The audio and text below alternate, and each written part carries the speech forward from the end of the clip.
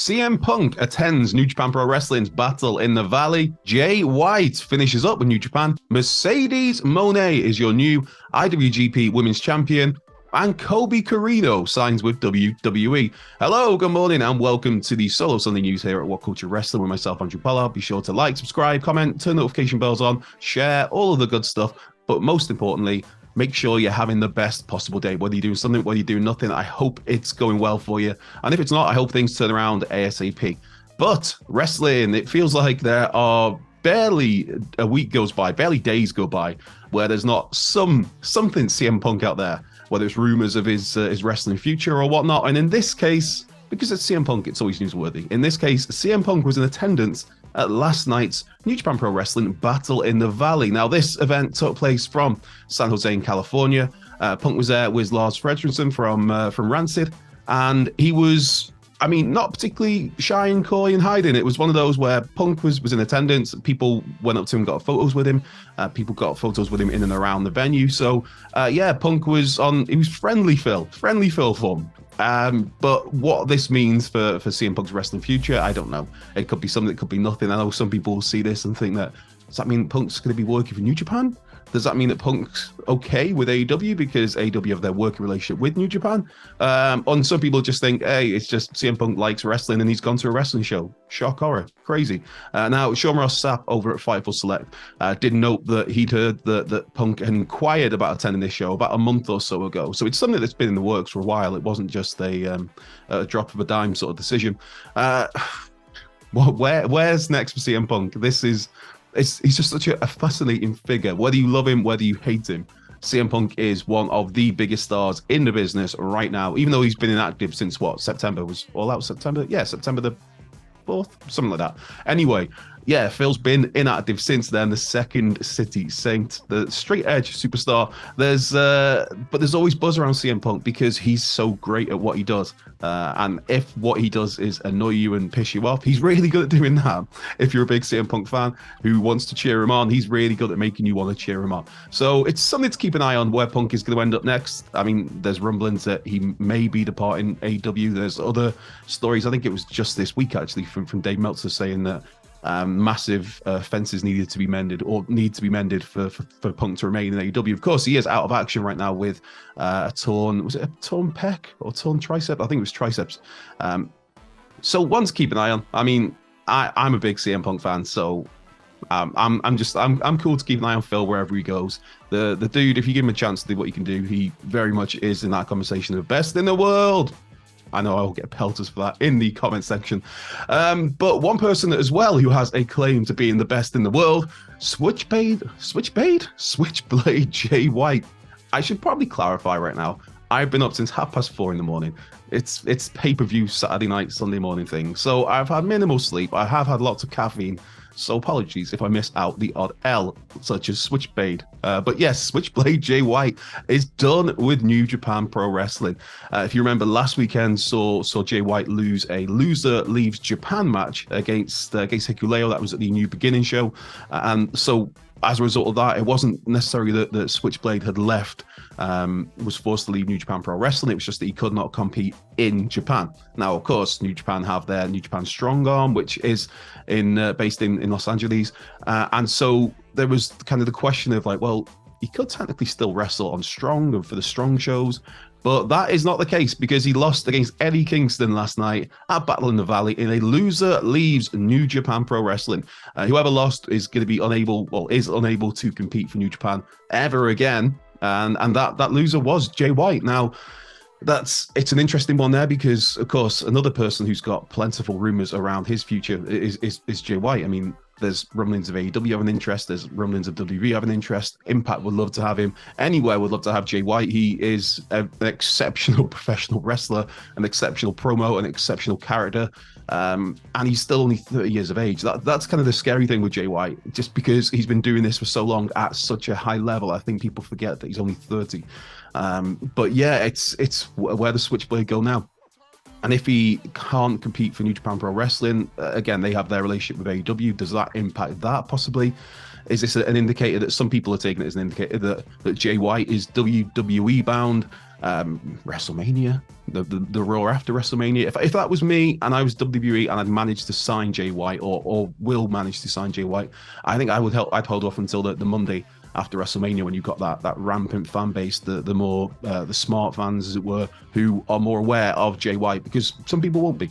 And so I think that if you held off until that Raw after Mania, you get the big reaction. Perception is reality. So if people at home who don't know Jay White but see the crowd go crazy for him, it's like, oh, this guy must be kind of a big deal. A little bit like what happened with AJ Styles, I guess, in a way. But yeah, it's an interesting one for the Switchblade. And in classic New Japan Pro Wrestling fashion, on his way out of the company, Jay White got beaten down by David Finlay, which was a really nice nod. Obviously, two young lions together at one point many moons ago. And Jay White, he was about to cut a farewell promo, I guess you could call it. And out came David Finlay with a shillelagh, hit him over the head, and then cut his own promo, basically lambasting Jay White for having New Japan by the balls, the company, and just dropping the ball, literally. Not literally, because I wasn't a literal ball there. Let's just be talking out of my hoop. But yeah, he said words I can't say on a wrestling news video on YouTube, because we will get told off by YouTube. But he didn't have very nice, kind words to say about Jay White and his era, shall we say. But on that same show, Battle in the Valley, Mercedes Moné is your new IWGP Women's Champion. Yes, the former Mercedes, the former Sasha Banks defeated Kairi, as in the former Kairi Sane. Now, Kairi's only defended that belt, I think, once since winning it, and this was Mercedes Moné's first match since leaving WWE. Now, of course, she walked out in WWE, her and Naomi, back in May of last year. And this is the first time, well, it's the first time that either of those two have competed. I mean, Naomi's yet to resurface in WWE or any other promotion, whereas at least with Mercedes Moné, she has signed a deal with New Japan Pro Wrestling and with Stardom, and will be making select appearances. I know it's not like a major commitment deal, it's just a per appearance sort of deal. But yes, Mercedes is your new IWGP Women's Champion in what was an excellent match. Like I said, I haven't watched all of Battle in the Valley yet, but I prioritized a couple of matches this morning, and this was one of them. And it went about 25 minutes, maybe half an hour, with Mercedes as the heel, paying a nice tribute as well to Hana Kimura in terms of her outfit and her entrance attire. And she got the win with the, what's it called now? The Money Maker. I'm sure it's called that. That was what she got a win with, that new finishing move that she's got. And then there was a post-match hug. There was Kairi kind of strapped the title around the waist of Mercedes, and it was a really cool moment. It was a really cool match. I would advise you to go out your way to watch it. You will not be disappointed. We had a lot of good wrestling this weekend, because I've not even talked about the Elimination Chamber, and that's because we've had all of that covered by what went down with Michael Hamflett and with Phil Chambers, which you can find elsewhere on What Culture Wrestling, where they broke down everything that happened. If you've not seen it, spoilers, it was really good. It was a really good pay-per-view. There was the opening match, Brock Lesnar and Bobby Lashley, was a little bit too shenanigans for me to finish, but the rest of the pay-per-view, very, very good stuff. Now, one person who will be having aspirations of being on a WWE pay-per-view in the next few years is Colby Carino. Now, there's this follows on from reports towards the end of last year that Colby was going to be signing with WWE. And now Bodyslam.net, Casty Hayes over there, has reported that he has now signed with the company. In fact, he's been training there since last week, I think it was, from the Performance Center. Colby, if you've not seen him, he's really, I think he's 26 years of age by now. Second generation star. It was one of the few bright points of the NWA across the past 18 months or so. Because I mean, man, I love the NWA, and it was so special at one point in time, but it's hard not to say it's total trash right now. not total trash. That's unfair on some people. There's a lot of talented people there, but just the way it's been. But anyway, my point being, Colby Carino was one of the highlights of that product for the last since 2021. Second generation, the son, of course, of Steve Carino, former ECW World Champion, former NWA World Champion, actually. And Steve these days works as a producer trainer in NXT, and I think maybe even on the main roster. So yeah, one to keep an eye on is Colby Carino. And I think he's one of those who, it's just him that's signed. It's not like they've brought in a recruitment class where you have like maybe 10 or 12 people all join at once. It's just him that's signed, and I think I'd expect to see him on TV sooner rather than later. It's one of those where he's not just one of those rookies that come in and they need a lot of seasoning in the performance center. I think he'll be on NXT TV probably the next couple of months, but that is just me purely speculating. And as for further speculation, let's see. There's some questions that have come in. A couple of quick ones to get through. Mark Solid's got in touch. Hey, Mark. Morning, Andrew. Here is Apollo in his natural habitat of snow. Lol. Thoughts on a match for Solo at Mania? Maybe make it a fatal four-way for the IC title with Gunther, Sheamus, and Drew. Hashtag this is the news. And what a photo that is. Well, photos, plural, of Apollo there in the snow, as ever, on a Sunday. Send me your pictures of your pets. It really genuinely does put a smile on my face. For Solo, I don't know. It's one of those where I could realistically see him not having a match. I mean, I think what you've alluded to there, I think will happen in terms of, I think we're going to get Gunther versus Sheamus versus Drew for the IC title. I mean, you could put Solo into that mix. Obviously, he's got a history with Drew and with Sheamus. So you could throw him into that. It'd be a shame that if he didn't have a match, but I guess it's part of the overall story. I mean, he will be on the card in terms of he'll be there with Roman Reigns, and imagine, at least if he doesn't have his own match. Maybe is it the Andre Battle Royal for Solo? That seems kind of below him, but then it's a way to get him on the card. You could have him win that thing. And I don't know. But yeah, I mean, I'd be open for a four-way. I think that's not a bad shout. I mean, I think we're definitely going to get that triple threat for the IC title. For me, part of me just kind of really wants to see Gunther and Sheamus one-on-one, but then obviously you've got Drew McIntyre that you need to do something with. I mean, you could do Drew McIntyre and Solo. That's a match that's there. But it depends if you're going to keep, because Drew has to be on that card. I mean, a two-time world champion, someone who's presented as a main event deal. You can't not have him on WrestleMania. So yeah, maybe actually the more I think about it, the more you do Solo and Drew as a one-on-one, maybe some sort of, I don't know, stipulation match, grudge match, whatever you want to call it.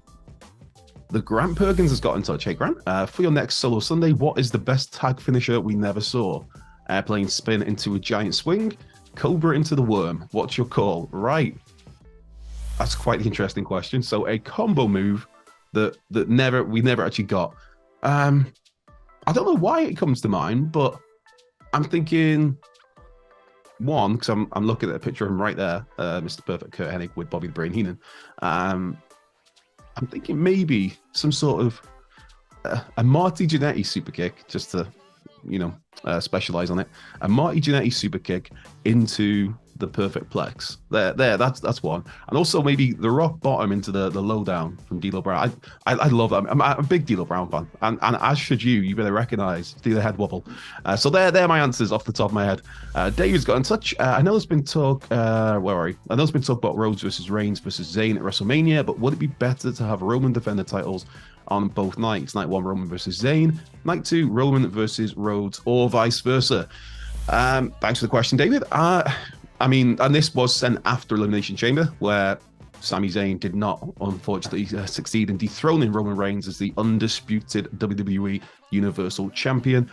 I think that story's not done. I mean, there's so much more you could do with that. I think that was Sami's moment was last night. He will have other moments. He will have a WrestleMania moment, but I believe it will not be against Roman Reigns.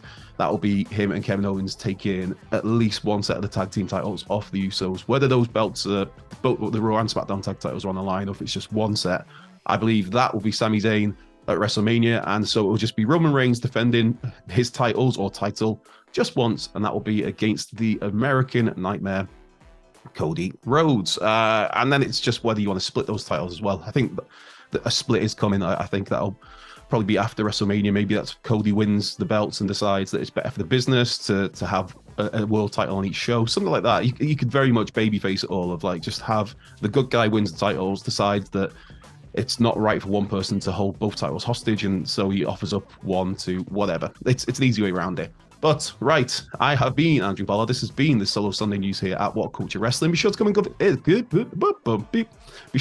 us a follow at What Culture WWE. You can tell I'm broken. I said, man, I've been up since 4:30, so give me a bit of slack. But yeah, come and give us a follow at What Culture WWE. Follow me if you want at Culture Left Peg. Be sure to like, subscribe, comment, share, turn notification bells on, and again, most importantly, just have the best possible day. Whatever you're doing, whether it's something, whether it's nothing. I hope it goes well for you, and if it's not going well, I hope things turn around sooner rather than later. But I'm off to drink more coffee and carry on working for the rest of the day and catch up on Battle in the Valley. Again, Kyrie versus Mercedes Moné. Don't sleep on that. That's an absolute cracker of a match. And I will catch you next weekend.